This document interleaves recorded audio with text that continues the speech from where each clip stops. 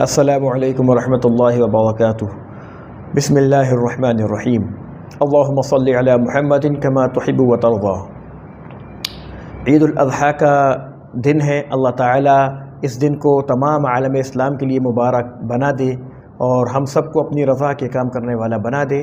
اس کا اصل پیغام یہ ہے کہ عید الاضحیٰ والے دن جس طرح سے ہم جانور کو اللہ کے نام پر قربان کرتے ہیں، بعینی ہی اسی طرح اپنی تمام خواہشات کو، اپنی نفسانیت کو، اپنی انانیت کو، اپنی ضد کو، اپنی ہٹ درمی کو، اپنے تمام خواہشات نفسانیہ کو اللہ تعالیٰ کے نام پر ذبح کرنا، یہ اصل مقصد ہے۔ چونکہ قرآن کریم میں اللہ تعالیٰ کا ارشاد ہے کہ تم لوگوں تمہارے جانور تمہاری قربانیوں کا خون اور گوشت اللہ کو نہیں پہنچتا، بلکہ اللہ تعالیٰ کو تقویٰ پہنچتا ہے۔ تو تقویٰ کب ہوگا؟ جب انسان آج کے دن جس طرح سے قربانی کرتا ہے، جانور کو اللہ کے نام پر ذبح کرتا ہے، اسی طرح آج کے دن انسان اپنی خواہشات کو بھی، اپنی انانیت کو بھی، گناہوں کے ارتکاب کو بھی اللہ تعالیٰ کے نام پر ذبح کر دے۔